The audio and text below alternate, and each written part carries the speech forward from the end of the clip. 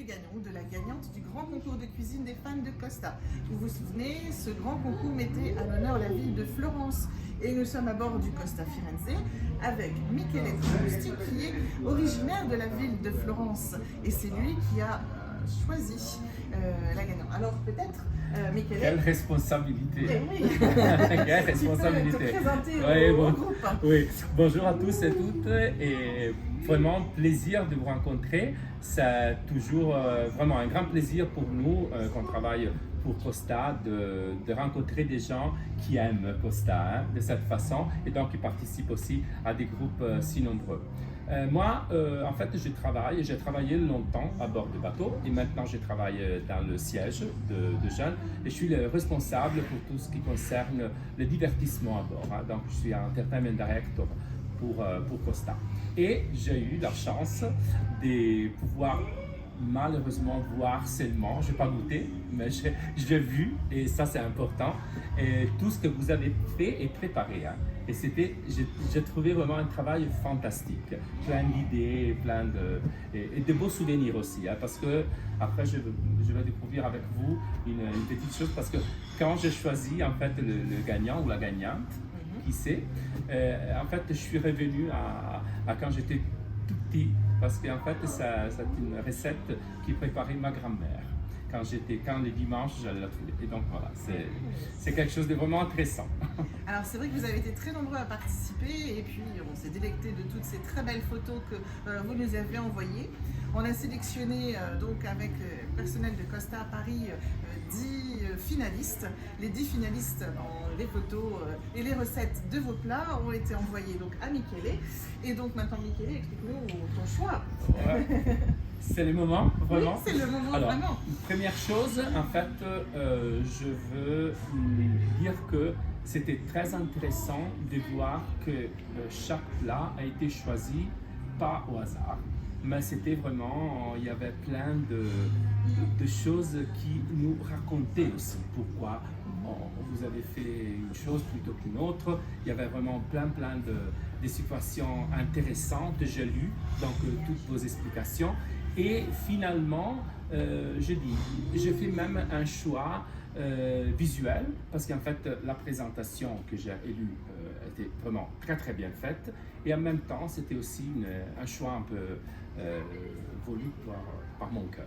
Parce que, comme je vous ai dit, c'est une recette qui m'a ramené à mon enfance. Et donc, je peux le dire. Ah oui, parce que là, on n'en peut plus là. C'est une gagnante.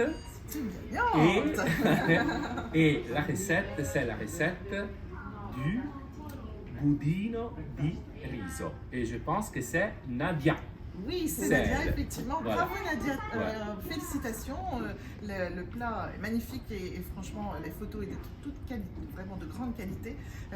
J'espère qu'on aura l'occasion de goûter. Mais absolument. Alors, pourquoi ce plat? Pourquoi ta grand-mère? Est-ce qu'on peut en savoir un peu plus? Parce que là... Non, en fait, bon, je pense et je me rappelle que ma grand-mère était passionnée du riz et elle préparait du riz. Et une fois, elle avait commencé à réaliser différents gâteaux à base de riz.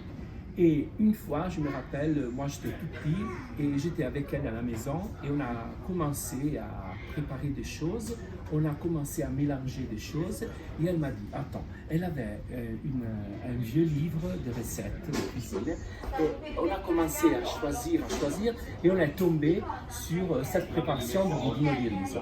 Et moi, j'ai tellement aimé parce que quand j'étais petit, je n'ai rien. Je mangeais rien.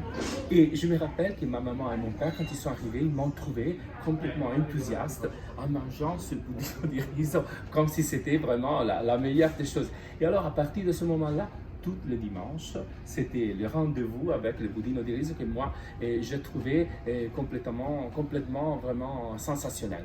Et je vais vous expliquer quelque chose. Quand j'étais adulte et j'ai participé à mes cours à l'université, j'ai appris ce que c'était la mémoire involontaire. Donc j'ai étudié Proust et tout ça.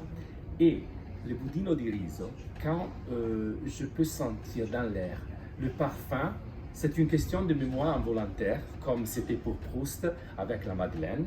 Et donc moi, d'un coup, quand je sens le goût du riz, la saveur du riz, du lait mélangé avec le sucre, il me ramène, voilà, immédiatement au visage de ma grand-mère, plein de farine, plein de choses, qui était en train de préparer le dimanche ce gâteau. Et donc pour moi, voilà, c'est quelque chose qui m'a complètement, vraiment rendu ravi quand j'ai vu ça. Et en plus, vraiment, présentation parfaite. Donc voilà. Ben, bravo Nadia. Bravo Tous Nadia. mes compliments Donc, et mes compliments à tous. Hein, parce ah que oui, tout à fait. Tout le monde a vraiment ouais. joué le jeu et Ouais. on a salivé devant toutes ces photos, plus belles les unes que les autres. Nadia, bravo. Donc tu as gagné un panier gourmand de produits italiens. Tu vas pouvoir encore déguster de produits italiens, même si je sais que tu es une excellente cuisinière et que d'ailleurs on pourra fêter avec toi ce prix la semaine prochaine puisque tu seras à bord du Costa Firenze avec nous. Un grand merci à tous de nous avoir suivis pour cette vidéo. Bravo à tous les participants de ce grand concours de cuisine des fans de Costa. Et puis à très vite. Bisous. Ciao.